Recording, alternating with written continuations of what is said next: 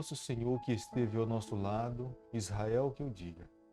Não fosse o Senhor que esteve ao nosso lado, quando os homens se levantaram contra nós, nos teriam engolidos vivos, quando a sua ira se acendeu contra nós. Salmo 124, verso 1 e ao verso 3. Seja bem-vindo a mais uma manhã. Estamos agradecidos a Deus pela noite. Estamos felizes porque nós podemos ver o brilho do sol mais um dia, com saúde. E tenho a certeza que esse dia será um dia de muitas vitórias e muitas conquistas para a honra e glória do Senhor. Portanto, é a nossa primeira responsabilidade nessa manhã nos voltarmos para o nosso Criador, pedirmos a Ele as bênçãos dele sobre cada um de nós, colocarmos os nossos planos em suas mãos e deixarmos que Ele conduza a nossa vida. Que Deus o abençoe. As palavras do salmista Davi são muito próprias para nós nessa manhã. Se não fosse o Senhor, nós já teríamos nos perdido no meio do caminho, nós não teríamos chegado aonde nós chegamos. E se chegamos, é resultado, é consequência clara da mão de Deus conduzindo a nossa vida. Nós estamos nessa manhã estudando mais um capítulo da Palavra de Deus. Quero desafiar você no ano de 2022 a dar sequência estudando um capítulo da Bíblia por dia. É claro que além de estudarmos, nós queremos que ela conduza a nossa caminhada, nós queremos ser alimentados pela Palavra do Senhor. Nós queremos que ela conduza a nossa vida a cada dia. Fazendo assim, tenho certeza que a nossa vida irá se assemelhar mais à vida de Jesus Cristo, o que o Senhor sonha para o povo remanescente dele nos dias em que nós estamos vivendo. E nós, nesse momento, iremos abrir a Palavra de Deus no livro do Apocalipse, capítulo 16, o verso 1. Ouvi vinda do santuário uma grande voz dizendo aos 7 anjos: Ide e derramai pela terra as 7 taças da cólera de Deus. João, na ilha de Patmos, teve uma visão extremamente ampla dos acontecimentos que se dariam nos últimos dias. Nos dias em que nós estamos vivendo, é o que nós acreditamos. Cremos que nos dias em que nós estamos vivendo, muito em breve, Jesus Cristo estará voltando aqui a essa terra buscar os seus filhos. Mas sabemos que se nós estamos hoje vivendo uma crise de saúde, crise econômica, a maior crise que a raça humana um dia irá passar, essa crise ainda será instalada sobre a face dessa terra. João, um discípulo amado, revela no livro do Apocalipse que Jesus é amor. Jesus é aquele que nos ama, como está no livro do Apocalipse, capítulo 1, verso 5. A igreja não pode pensar de forma diferente, a igreja precisa prezar também pelo amor, como está no livro do Apocalipse, capítulo 2, o verso 4. Contudo, o amor anseia pelo bem das pessoas que são o alvo do seu amor. Deus terá que agir drasticamente para proporcionar um ambiente seguro, de paz, tranquilidade para aquelas pessoas que Ele ama. Além disso, nós temos que pensar num outro ponto. Jesus Cristo foi extremamente misericordioso conosco, nos dando tempo, oportunidade, graça para com aqueles que estavam envolvidos com o pecado, para que pudessem se arrepender. Toda a história, desde o início até a conclusão de todos os fatos, o nosso Deus tem sido benevolente para com todos os seus filhos. O seu desejo é que ninguém pereça, mas que todos possam chegar ao pleno arrependimento dos seus pecados. Entender essas verdades facilita para que nós possamos entender as ações de Deus sob a face dessa terra.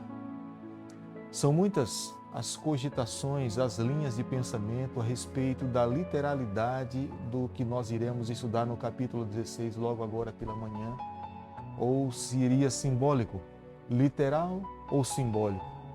Mas o que nós precisamos levar em consideração nesse momento, mediante tudo aquilo que nós já estudamos, é que o livro do Apocalipse, muitas partes precisam ser entendidas de uma forma literal e muitas partes precisam ser entendidas de forma simbólica.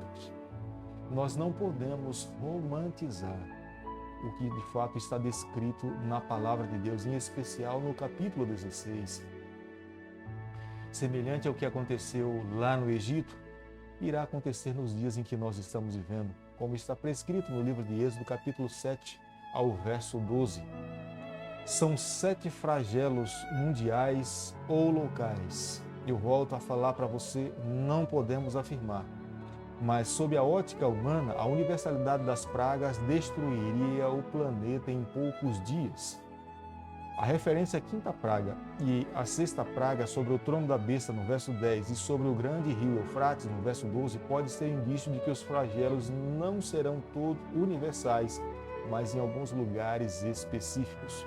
Com base nisso, nós iremos analisar o conteúdo de cada uma das taças. A primeira taça, primeira praga, atinge os adoradores da besta e da sua imagem com feridas terríveis e dolorosas, como nós encontramos no verso 1 e o verso 2.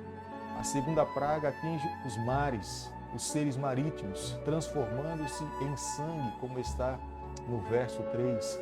A terceira praga atinge os rios, as fontes das águas, deixando a humanidade sem água potável, no verso 4.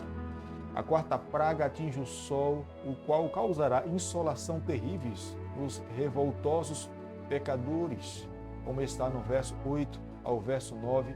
A quinta praga atinge o trono da besta com trevas que causam angústia no coração humano, como está no verso 10 e no verso 11. A sexta praga atinge o rio Eufrates e promove o Armagedon, como está no verso 12 ao verso 16. E a sétima praga atinge o ar e fará com que os ímpios sejam todos mortos, como está no verso 17 ao verso 21. O caráter do perverso e corrupto é revelado no livro do Apocalipse. Após as 6 trombetas, anunciaram parcialmente o juízo da história humana, alertando que Deus Santo fará o final da história do planeta Terra. Os arrogantes e pecadores que se encontram aqui sob a face dessa terra, mesmo diante dos seus flagelos, não terão um coração sensível para reconhecer que Deus é Deus. E eles continuarão a seguir nos seus próprios caminhos, nos seus próprios pecados, da mesma forma como Noé pregou 120 anos e aqueles corações não foram sensíveis a entender que a construção da arca era para salvá-los. Da mesma forma, os mesmos sinais, os mesmos flagelos caindo sobre a face da terra nos dizem que nós nos encontramos, não irá sensibilizar o coração de muitas pessoas que se encontram aqui. Muitos irão dar continuidade nas suas vidas, adorando a falsos ídolos, não irão confessar os seus assassinatos, as suas feitiçarias, prostituições e os seus furtos, como está no livro do Apocalipse, capítulo 9, verso 20 ao verso 21. Contudo, um dia haverá um reconhecimento que Deus foi extremamente misericordioso, bondoso e compassível.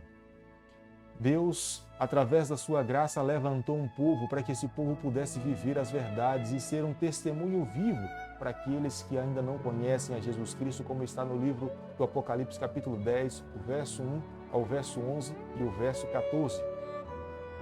É um convite de Deus, como está no livro do Apocalipse, capítulo 14, verso 6 ao verso 12, convocando aos seres humanos para reconhecerem a Ele como sendo o único Criador e adorá-lo de todo o coração.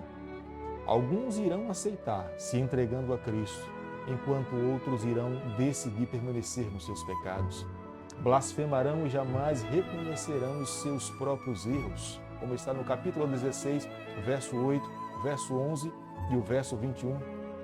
Pelo contrário, se juntarão com o dragão, a antiga serpente, Satanás, e com o catolicismo, com a besta e o falso profeta, o protestantismo apostatado, falso, para guerrear contra o povo de Deus e contra o próprio Deus. Capítulo 16, o verso 12 ao verso 16. Embora o autor das pragas seja Deus, suas obras são justas, são íntegras. Sua santidade fará justiça contra os injustos e rebeldes, corruptos que se encontram sobre a face desta terra.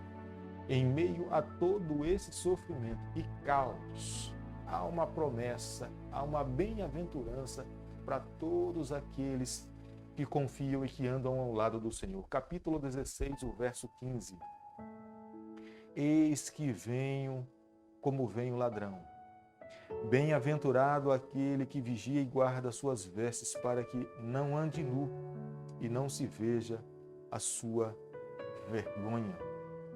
O meu convite a você nessa manhã é que nós sigamos o conselho que está prescrito na Bíblia. Lavemos a nossa vestimenta ou vistamos a nossa vestimenta do nosso irmão mais velho. A vestimenta que Jesus Cristo alcançou na cruz do Calvário, a sua justiça. Se nós vestirmos a sua vestimenta, nós estaremos preparados, prontos para participarmos das bodas do Cordeiro. O que nós não podemos fazer é tentarmos entrar nas bodas do Cordeiro vestido com a nossa própria vestimenta. Se tentarmos fazer isso, nós ficaremos do lado de fora. Mas se nós nos apropriarmos pela fé da vestimenta do nosso irmão mais velho, Jesus Cristo, que alcançou na cruz do Calvário, nós estaremos vestidos, adequados, e participaremos da boda do Cordeiro e estaremos ao lado do nosso Deus por toda a eternidade. Se esse é o seu desejo, se essa é a tua vontade, eu quero nesse momento convidar você para que nós possamos juntos orarmos a Deus e colocarmos as nossas vidas nas mãos do Senhor. Bondoso Deus e Pai, as tuas mãos nessa manhã nós colocamos. Reconhecemos a tua soberania sobre cada um de nós. Reconhecemos que sem o Senhor nós não temos condições de podermos estarmos vestidos com a vestimenta adequada para adentrarmos os portais da Nova Jerusalém. Para que nós possamos, Senhor, um dia estar ao teu lado para todo sempre. Nós, nessa manhã, mais uma vez, clamamos para que a tua justiça nos cubra, o teu manto esteja sobre a nossa vida. Nós oramos, nós pedimos e o fazemos em nome de Jesus. Que o Senhor te abençoe e te guarde. Que Ele faça resplandecer o seu rosto sobre você. Que Ele tenha misericórdia de você. E sobre você, nessa manhã, Ele levante o seu rosto e conceda a sua paz, em nome de Jesus.